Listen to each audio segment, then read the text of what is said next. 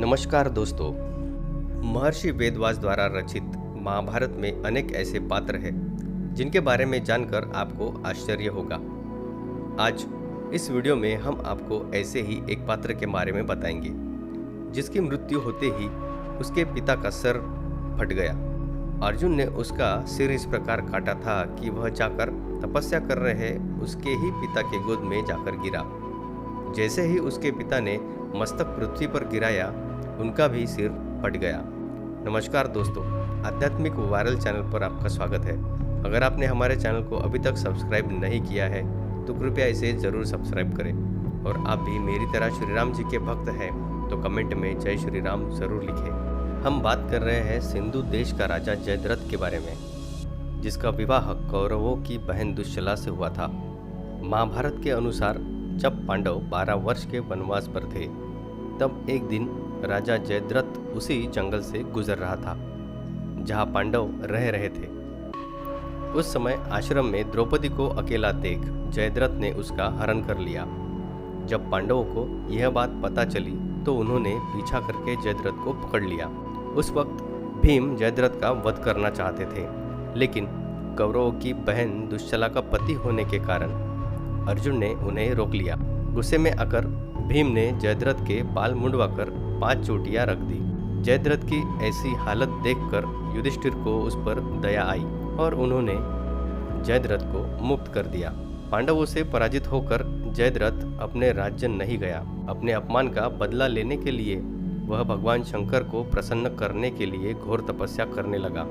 तपस्या से प्रसन्न होकर भगवान शिव ने उसे दर्शन दिया। तभी जयद्रथ ने भगवान शिव से युद्ध में पांडवों को हराने का वरदान मांगा।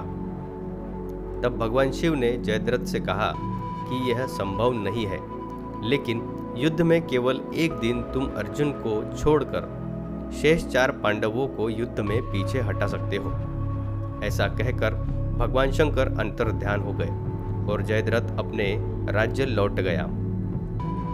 जब महाभारत युद्ध में गुरु द्रोणाचार्य ने युधिष्ठिर को बंदी बनाने के लिए चक्रव्यूह बनाया तो उसके मुख्य द्वार पर जयद्रथ को नियुक्त किया। योजना के अनुसार एक योद्धा अर्जुन को युद्ध के लिए दूर ले गया। जब युधिष्ठिर ने देखा कि चक्रव्यूह के कारण उनके सैनिक मारे जा रहे हैं, तब अभिमन्यु चक्रव्यूह भेद कर उसमें प्रवेश कर गया। लेकिन महादेव के वरदान से युधिष्ठिर, भीम, नकुल व सहदेव आदि वीरों को जयद्रथ ने बाहर ही रोक दिया। चक्रव्यूह में फंसकर अभिमन्यु की मृत्यु हो गई। जब अर्जुन को पता चला कि अभिमन्यु की मृत्यु का कारण जयद्रथ है, तो उन्होंने प्रतिज्ञा की कि कल निश्चय ही मैं जयद्रथ का वध कर दूंगा या स्वयं अग्नि समाधि ले लूंगा। जयद्रथ की रक्षा के लिए गुरु द्रोणाचार्य ने अगले दिन चक्रशट व्यूह की रचना की। शाम तक युद्ध करने के बाद भी अर्जुन जयद्रथ तक नहीं पहुंच पाया। जब भगवान श्री कृष्ण ने देखा कि सूर्य अस्त होने वाला है, तब उन्होंने अपनी माया से सूर्य को ढकने के लिए अंधकार उत्पन्न किया। सभी को लगा कि सूर्य अस्त हो गया है। यह देखकर जयद्रथ व उसके रक्षक असावधान हो गए। जयद्रथ स्वयं ही अर्जुन के सामने आ गया और उससे अग्नि समाधि लेने के लिए कहने लगा।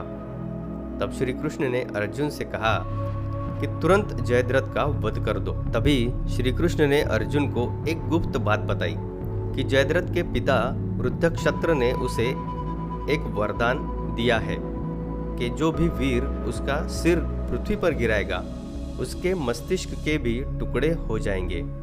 इसलिए तुम इस प्रकार बाण चलाओ कि जयद्रथ का मस्तक कटकर उसके ही पिता की गोद में गिरे।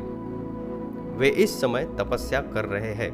इसके बाद अर्जुन ने अमोघ तीर चलाकर जयद्रथ का मस्तक काट दिया। यह मस्तक सीधे वृद्धक्षत्र की गोद में जाकर गिरा और घबराकर जैसे ही उन्होंने जयद्रथ का मस्तक पृथ्वी पर गिराया, उनके मस्तिष्क के भी टुकड़े हो गए और उनकी मृत्यु हो गई। इस प्रकार अर्जुन ने जब जयद्रथ का वध कर दिया था, तभी उनके पिता की भी मृत्यु हो गई थी। तो दोस्तों, आज के लिए बस इतना ही। अगर आपको ये जानकारी अच्छी लगी हो तो कमेंट करके ज़रूर बताना। और इस वीडियो को लाइक करना मत भूलना। ऐसी ही नई नई जानकारी के लिए हमारे चैनल को सब्सक्राइब ज़रूर करना।